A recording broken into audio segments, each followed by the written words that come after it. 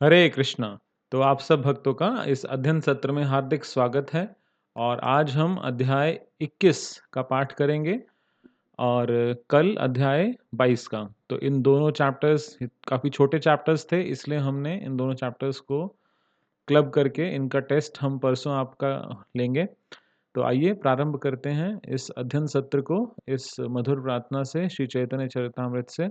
कृष्णा कृष्णा कृष्णा कृष्णा कृष्णा कृष्णा कृष्णा हे कृष्णा कृष्णा कृष्णा कृष्णा कृष्णा कृष्णा कृष्णा हे कृष्णा कृष्णा कृष्णा कृष्णा कृष्णा कृष्णा रक्षा माम्।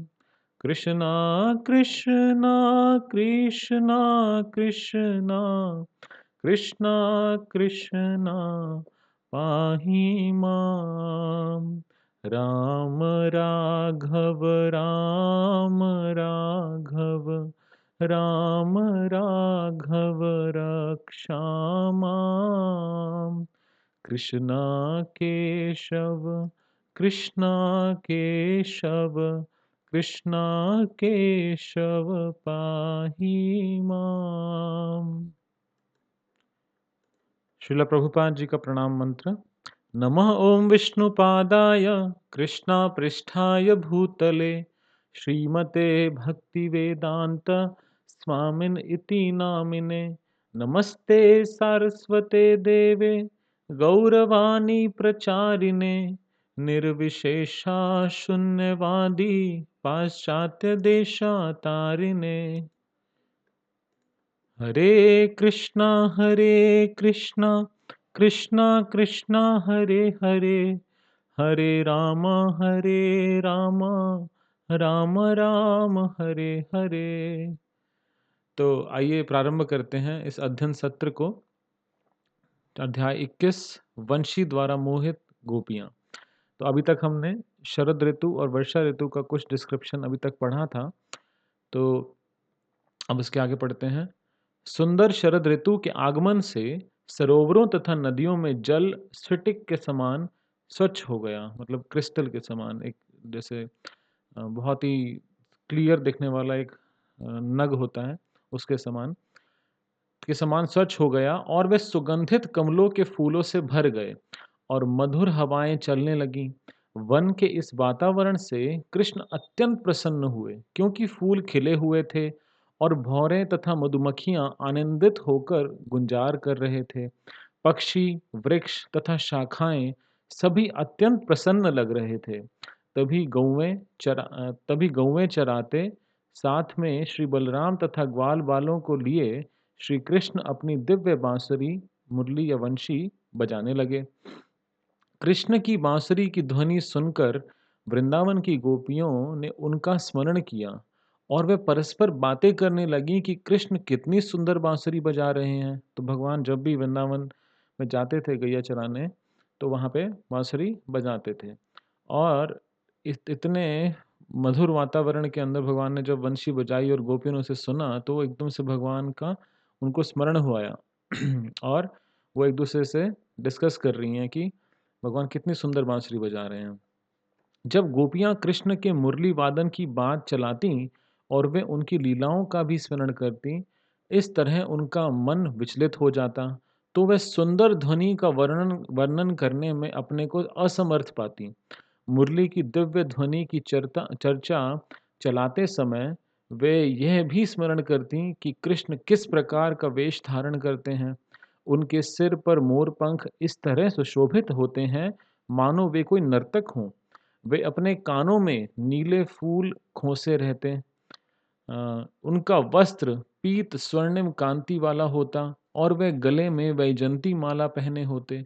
इस प्रकार का आकर्षक वेश धारण किए कृष्ण अपने ओठों से निस्रित अमृत से वंशी के छिद्रों को पूरित करते रहते हैं। तो भगवान जब वंशी बजाते हैं, बांसुरी बजाते हैं, तो उनके मुख से निकलने वाला जो अमृत है, वो बांसुरी के जो छिद्र हैं, जो छेद हैं उनके अंदर जाता है। तो वो भगवान के बारे में ना केवल बाँसुरी के सुनकर ना केवल उसको एप्रिशिएट कर रही हैं कि भगवान कितनी सुंदर बाँसुरी बजाते हैं, बल्कि ये भी सोच रही हैं बार-बार कि भगवान का कैसा उन्होंने कैसे वस्त्र पहने पहने हैं, उन्होंने कैसे आभूषण धारण किए हैं और उनको भगवान का पूर्ण रूप से एक तरह से भगवान के वो स्मरण में डूब जाती हैं। इस तरह वे उन्हें स्मरण करती कि वे वृंदावन में किस प्रकार प्रविष्ट होते हैं, जो कृष्ण तथा उनके सखाओं के पद चिन्हों से गौरवान्वित है। तो जो वृंदावन की भूमि है, वो भगवान श्री कृष्ण और उनके सखा सबके जो चरण कमल हैं, पद चिन्ह हैं, उससे क्या है, उसका गौरव अत्यंत बढ़ चुका है। कृष्ण वंशी वदन में अत्यंत पटु थे और गोपियां उस ध्वनि पर मोहित थीं, जो ना केवल उन्हें अपितु प्रत्येक सुनने वाले जीव को आकृष्ट करने वाली थी। एक गोपी ने अपनी सखी से कहा, नेत्रों की चरम सिद्धि इसी में है कि कृष्ण तथा बलराम को वन में जाते, वंशी बजाते तथा अपने मित्रों के साथ गौवें चराते देखा जाए। तो भगवान श्री कृष्ण के बारे में गोपियां आपस में बात कर रही हैं, क्योंकि उनके डिस्कशन में कैसे-कैसे बातें हो रही हैं, तो एक गोपी अपनी सखी से कह रही है कि जीवन का ये नेत्रों का जो वो सबसे पूर्ण सिद्धि वो क्या है कि भगवान को वन में जाते हुए देखना और उनकी बंशी बजाते हुए अपने मित्रों के साथ उनको चढ़ाते हुए देखना, ये नेत्रों की परम सिद्धि है। जो व्यक्ति कृष्ण को मुरली बजाते तथा उनके वृंदावन के जंगल में प्रवेश करते हुए तथा ग्वाल बालों के साथ गौवें चराते हुए देखने के दिव्य ध्यान में अंतः तथा बाह्य रूप से निरंतर लगे रहते हैं, उन्हें वास्तविक रूप में समाधि प्राप्त हो चुकी होती है। समाधि का अर्थ है इंद्रियों के समस्त कार्यों का एक विशिष्ट विषय में लीन होना, और गोपियां यह सूचित करती हैं कि कृष्ण की लीलाएं समस्त ध्यान तथा समाधि की सिद्धि हैं। भगवत गीता में भी इसकी पुष्टि की गई है कि जो कोई कृष्ण के ध्यान में निरंतर लीन रहता है, वह सर्वोच्च योगी है। तो भगवान गीता में स्वयं बताते हैं कि जो सबसे टॉप मोस्ट योगी कौन है? सबसे उत्तम योगी वो है जो पूर्ण रूप से भगवान के ध्यान में निरंतर लीन रहता है। तो यहाँ पे समाधि की भी एक बहुत अच्छी व्याख्या की गई है कि इंद्रियों के समस्त कार्यों का एक विशिष्ट विषय में लीन होना। तो भगवान श्री कृष्ण के जो कार्यकलाप हैं, जो उनके लीलाएँ हैं, उसमें अगर किसी का मन पूर्ण रूप से लीन हो जाए, तो वही स्थिति समाधि कहलाती है। दूसरी गोपी बोली, तो पहले 2 गोपियाँ बात कर रही थी, अब दूसरी गोपी बोली कि गौवें चराते हुए कृष्ण तथा बलराम रंगमंच पर अभिनय करने के लिए जाते हुए अभिनेताओं की तरह प्रतीत होते हैं। कृष्ण पीतांबर और बलराम नील वस्त्र धारण किए थे और अपने हाथों में आम्र मंजरी का मतलब एक आम की डाली, आम वृक्ष की डाली, मोरपंख तथा फूलों का गुच्छा लिए हुए थे। वे कमल पुष्पों की माला धारण किए थे तथा कभी-कभी दोनों मित्र मंडली में मधुर ध्वनि से गाते थे। एक अन्य गोपी ने अपनी सखी से कहा, कृष्ण तथा बलराम इतने कितने सुंदर लगते हैं। एक अन्य गोपी ने कहा, हे सखी, हम उनकी इस बांस की बांसुरी के विषय में कुछ सोच भी नहीं पाती। इसने ना जाने कौन से पुण्य कर्म किए हैं कि कृष्ण के अधरामृत का पान कर रही हैं, जो वास्तव में गोपियों की निधि है। तो वो कह रही हैं कि एक दूसरी गोपी क्या कहती हैं कि ये जो भगवान के मुख से जो अधर मतलब उनके लिप्स, अधरों से जो अमृत निकल रहा है, तो ये किसको प्राप्त होता है? उस बाँसुरी को, उस वो जो बाँस से बनी हुई बाँसुरी को मिलता है।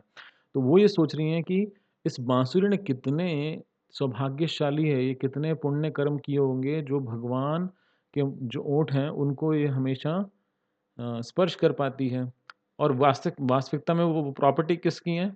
वो भगवान के जो अ, अधर हैं, वो किस अधरामृत है, वो किसकी प्रॉपर्टी है? निधि किसकी है? गोपियों की। कृष्ण कभी-कभी गोपियों का चुंबन करते थे, अतः उनके अधरों का दिव्य अमृत केवल उन्हीं को प्राप्त है। अतः गोपियों ने पूछा, यह कैसे संभव है कि एक बाँस की बनी बाँसुरी कृष्ण के अधरामृत का निरंतर पान करती रहती है? परमेश्वर की सेवा में लगे रहने के कारण इस बाँसुरी के माता-पिता अवश्य ही प्रसन्न होते होंगे। तो वो उसका सौभाग्य डिस्कस कर रही हैं। सरोवरों तथा नदियों को वृक्षों की माता कहा गया है, क्योंकि वृक्ष केवल जल पीकर रहते हैं। अतः वृंदावन के सरोवरों तथा नदियों का जल है और कमल पुष्पों से पूरित है, क्योंकि वे सोचते हैं कि किस तरह हमारा पुत्र बांस कृष्ण के अधरामृत का सुख भोग रहा है। तो यहाँ बताया गया है कि जो नदियाँ हैं और जो तालाब हैं वो किसकी सरोवर हैं वो किसके माता पिता हैं? सभी वृक्षों के माता पिता माने जाते हैं, क्योंकि वृक्ष उन्हीं से ही जल ग्रहण करते हैं। तो यहाँ बताया जा रहा है कि जो जो नदियाँ और सरोवर हैं वो इस सोच सोच कर इतने खुश हैं कि हमारा जो ये पुत्र है बांस, जिससे ये बांसुरी बनी है, वो भगवान के अधरों का अमृत का सुख प्राप्त हो रहा है उसे।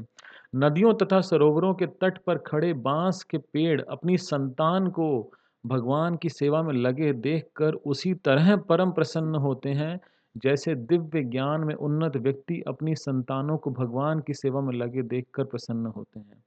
सारे वृक्ष हर्षातिरेक के कारण अपनी टहनियों से लटकते मधुमक्खी के छत्तों से मधु की वर्षा कर रहे थे। तो वो इतने प्रसन्न थे, जितने भी वृक्ष थे और सरोवर थे, वो इतने प्रसन्न थे कि हमारा एक वंशज, हमारा एक पुत्र, हमारी एक संतान भगवान की सेवा कर रहा है। और यही एक माता-पिता का भाव भी होना चाहिए कि अगर वो अपने बच्चों को भगवान की सेवा में अनुरक्त देखें, तो उन्हें बहुत प्रसन्न होना चाहिए कि जिस जीव की ज़िम्मेदारी मुझे दी गई थी, अब मैं उसको भगवान की जो उसके जीवन का वास्तविक लक्ष्य है, उसमें संलग्न करा पा रहा हूँ। एक अन्य गोपी अपनी सखियों से कृष्ण के विषय में इस प्रकार कहती, हे सखियों, हमारा यह वृंदावन संपूर्ण पृथ्वी के यश को उद्घोषित कर रहा है, क्योंकि यह लोक देवकी के पुत्र के चरण चिन्हों से महिमा मंडित है। इसके अतिरिक्त जब गोविंद वंशी बजाते हैं तो तुरंत ही सारे मोर मदोन्मत्त हो उठते हैं, मानो उन्होंने किसी नए मेघ की गर्जना सुनी हो। तो अब एक और गोपी बात कर रही हैं कि जो भगवान जब इस वृंदावन में चलते हैं, तो यहाँ पे जो भगवान के चरण चिन्ह हैं, उससे ये पूरी की पूरी जो पृथ्वी है, इसकी महिमा बढ़ती चली जा रही है। फिर वो कहती हैं कि जो मोर हैं, वो भगवान को वंशी सुनते हैं और वो ऐसे नाचने लगते हैं जैसे उन्होंने कोई नया मेघ देखा हो।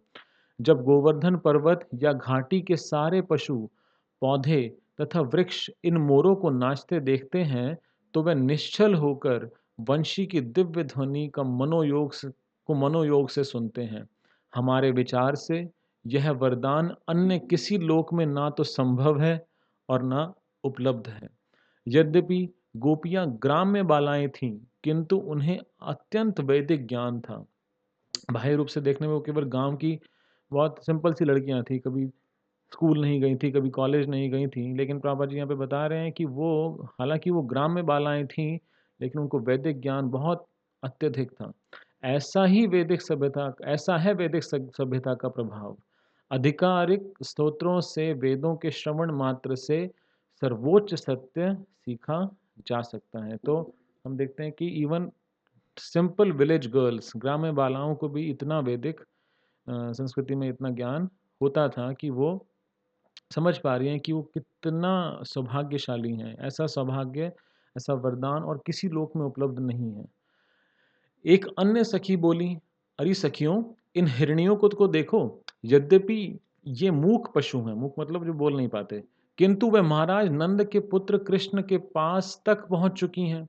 ये ना केवल कृष्ण तथा बलराम की वेशभूषा से आकृष्ट हैं, अपितु ये वंशी की ध्वनि सुनते ही अपने अपने पतियों समेत भगवान को अत्यंत प्यार से देखकर सादर प्रणाम करती हैं। गोपियों को इन हिरनियों से ईर्ष्या होती थी, क्योंकि वे सब अपने पतियों समेत कृष्ण की अपने सेवा नहीं कर पाती थीं। गोपियाँ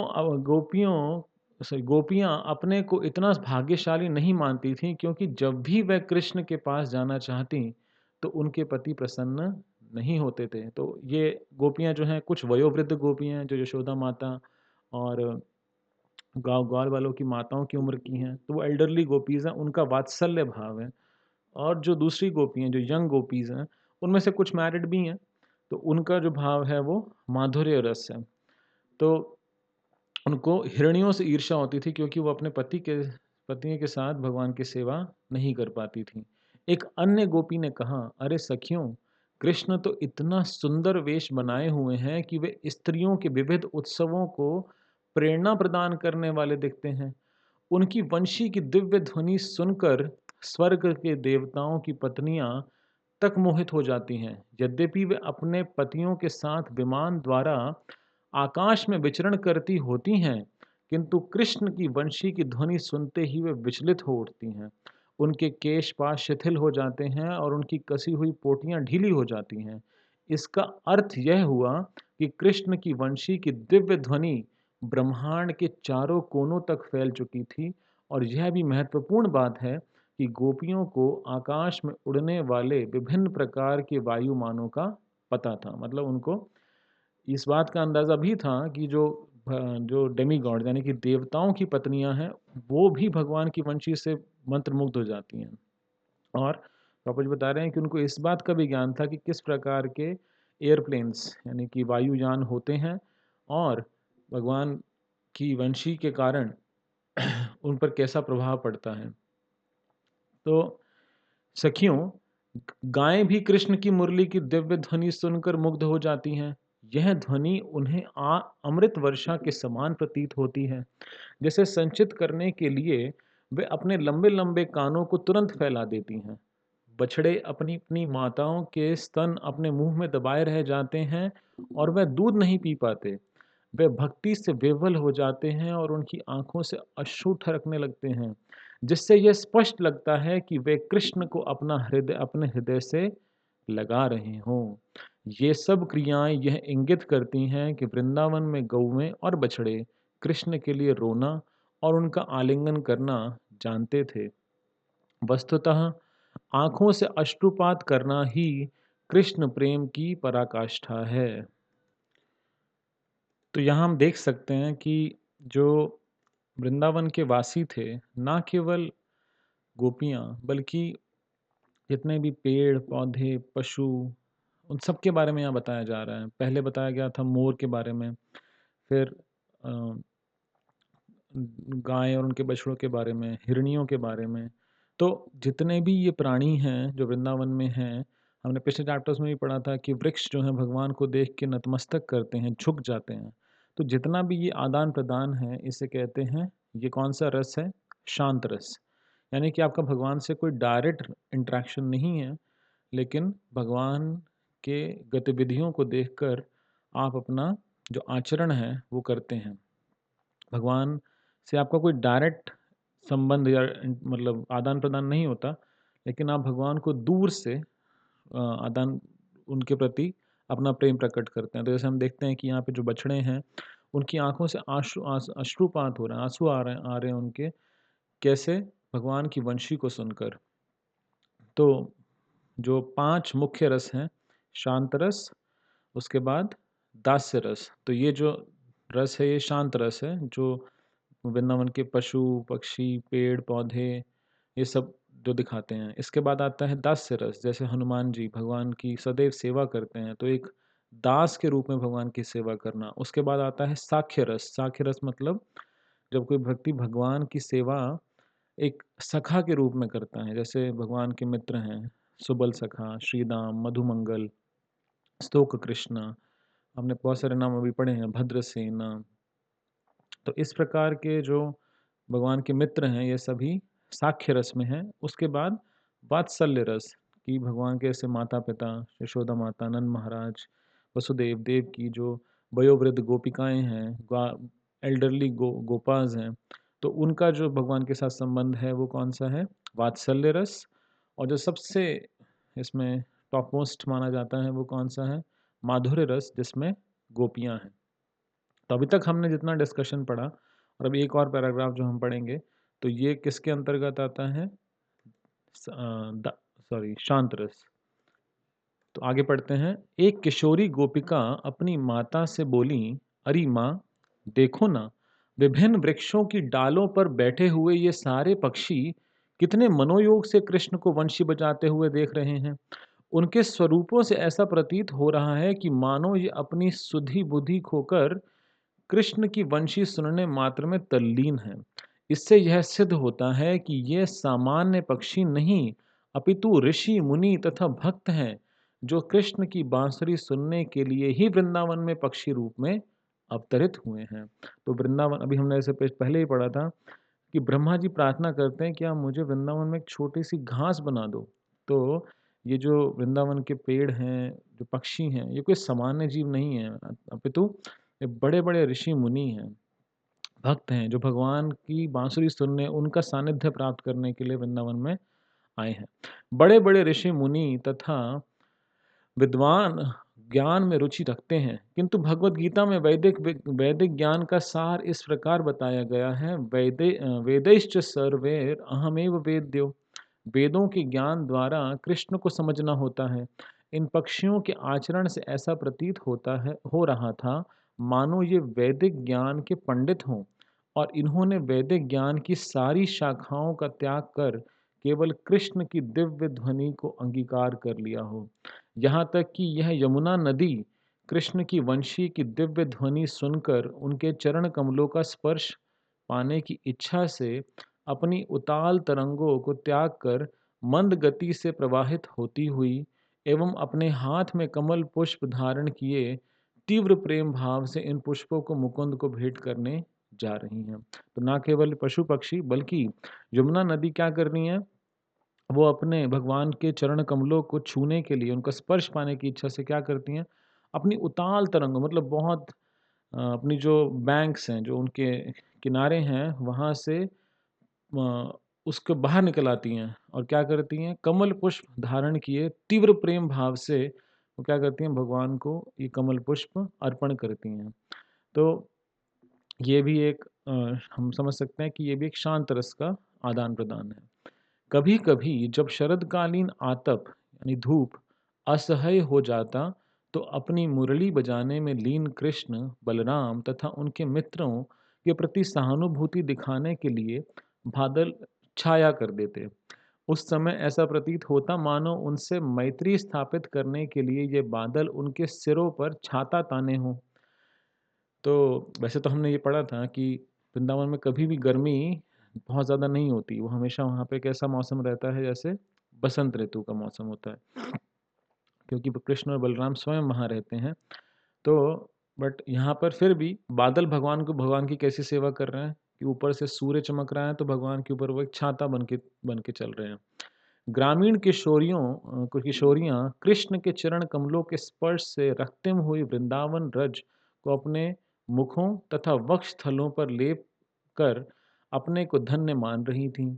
इन भोली किशोरियों के स्तन उभरे थे और वे अत्यंत कामाभिभूत थीं, किंतु वे अपने अपने प्रेमियों द्वारा किए गए स्तन स्पर्श से संतुष्ट नहीं थीं। जब वे जंगल के मध्य पहुंची, तो उन्होंने देखा कि कृष्ण के चलते समय उनके चरण कमलों से गिरे कुमकुम चूर्ण से वृंदावन की कुछ लताएं और पत्ते लाल लाल हो गए थे। गोपियां उनके चरण कमलों की कुमकुम से रजित रज को अपने स्तनों से लगाती। जब कृष्ण बलराम तथा ग्वाल बालों के साथ वृंदावन के जंगल से होकर जाते, तो यह लाल लाल चूर्ण वृंदावन की भूमि पर गिर पड़ता। भगवान के चरण कमलों में लाल रंग का जो कुमकुम है, माता यशोदा लगाती थी, तो वो जब जाते थे तो वो वृंदावन की रज में गिर जाता था। अतः जब कामुक किशोरियां कृष्ण को वंशी बजाते हुए देखती और भूमि पर उन्हें लाल लाल कुमकुम दिखता, तो वे तुरंत उसे उठाकर अपने मुख तथा स्तनों पर लगा लेती। इस प्रकार जो किशोरियां अपने प्रेमियों द्वारा स्तन स्पर्श किए जाने से संतुष्ट नहीं होती थीं, वे चरण रज के स्पर्श से संतुष्ट हो जाती। बात यह है कि सारी भौतिक वासनाएं कृष्ण भावनामृत के संपर्क में आते ही तुष्ट हो जाती हैं। तो यहाँ से हम सीख सकते हैं कि भगवान के चरण कमलों की रज से जो गोपियाँ हैं, वो पूर्ण रूप से संतुष्ट हो जाती हैं, उनकी जो काम इच्छाएँ हैं, वो संतुष्ट हो जाती हैं। तो अंततः हम क्या सीख सकते हैं कि कृष्ण भावनामृत के संपर्क में आते ही भौतिक वासनाएँ, काम इच्छाएँ सब संतुष्ट हो जाती हैं। एक अन्य गोपी गोवर्धन पर्वत की अद्वितीय स्थिति की प्रशंसा इस प्रकार करने लगी, यह गोवर्धन पर्वत कितना भाग्यशाली है कि इसे अपने ऊपर चलते हुए कृष्ण तथा बलराम का सानिध्य प्राप्त हो रहा है। गोवर्धन पर्वत को भगवान के चरण कमलों का निरंतर स्पर्श प्राप्त है। इसी कृतज्ञता के कारण गोवर्धन पर्वत तरह-तरह के फल, मूल, औषधियाँ तथा अपने सरोवरों में स्वच्छ जल भेंट के रूप में प्रदान करता है। गोवर्धन पर्वत की सर्वोत्तम भेंट तो गौओं और बछड़ों के लिए नई उगी घास है। गोवर्धन पर्वत भगवान के प्रिय साथियों गौओं तथा बछड़ों को प्रसन्न करके भगवान को प्रसन्न करने की कला जानता है।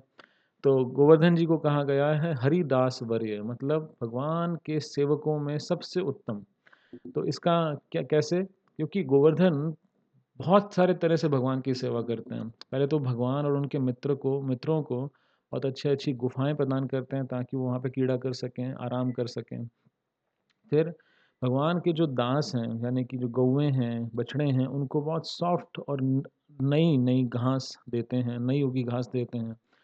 तो इस तरह भी वो सेवा करते हैं और अपने जो पेड़-पौधे उन पर उग रहे हैं, उनसे वो क्या प्रदान करते हैं? फल, मूल, औषधियाँ और उनके जो सरोवर हैं, वहाँ पे एकदम क्रिस्टल क्लियर बहुत स्वच्छ जल मिलता है। तो इस प्रकार वो भगवान की सेवा तो करते ही हैं, लेकिन इसके अलावा भगवान के भक्तों की भी सेवा करते हैं। तो इस प्रकार से वो क्या हैं? भगवान उनसे बहुत प्रेम करते हैं और वो भगवान के भक्तों की सेवा करके भगवान को और अत्यंत प्रिय हो जाते हैं।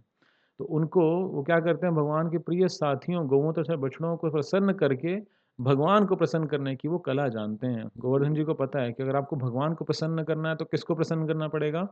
भगवान के भक्तों को। एक अन्य गोपी ने कहा कि जब कृष्ण तथा बलराम अपनी बांसुरी बजाते हुए समस्त चराचर से मित्रता स्थापित करते हुए वृंदावन के जंगल से होकर निकलते हैं, तो प्रत्येक वस्तु आश्चर्यजनक लगती है। जब वे अपनी दिव्य बांसुरी बजाते हैं, तो जंगल के चलते प्राणी चकित होकर अपने कार्य रोक देते हैं और वृक्ष वृक्ष तथा वनस्पति जैसे अचर प्राणी आनंद से झूम उठते हैं। तो कृष्ण तथा बलराम की दिव्य बांसुरियों की धुनों धुनों की आश्चर्यजनक प्रतिक्रियाएं हैं। तो आप क्या बात बता रहे हैं? बहुत अच्छी बात बता रहे हैं कि जब वो अपनी बांसुरी बजाते हैं कृष्ण बलराम, तो क्या होता है कि जो जो व्यक्ति चल रहे हैं, यानी कि जमुना जी बह रही हैं, हिरण चल रहे हैं, जो बछड़े हैं वो दूध पी रहे हैं या चल रहे हैं, तो जो चलायमान वस्तु है, जो चलते हुए प्राणी हैं, वो रुक जाते हैं, अपने सारे कार्य रोक देते हैं और सिर्फ भगवान की बांसुरी को सुनते हैं। और जो लोग अचर हैं, जो चल नहीं सकते, वृक्ष, वनस्पति, पेड़-पौधे, इनको इनके साथ क्या होता है?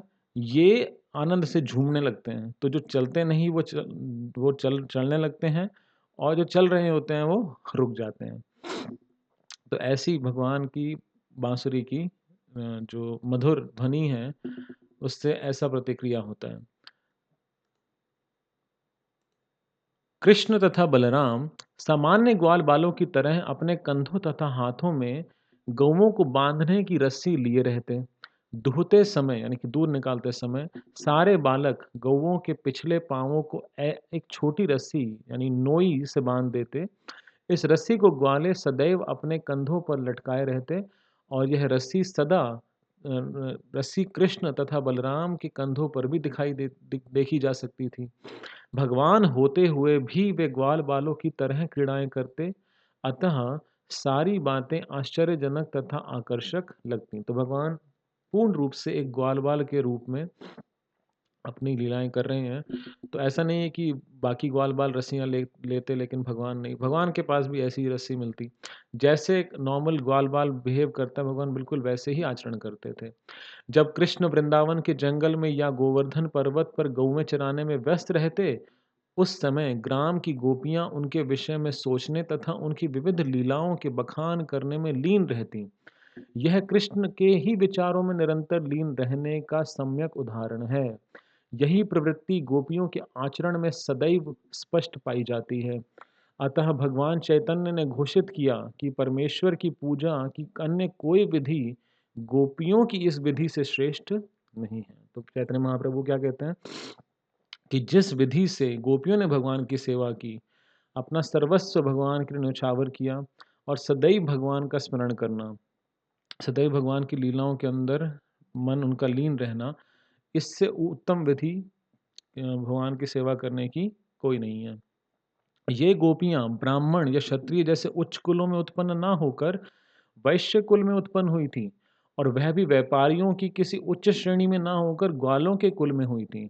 वे ठीक से शिक्षित भी ना थीं, किंतु उन्होंने वेदों के अधिकारी ब्राह्मणों से सारा ज्ञान सुन रखा था।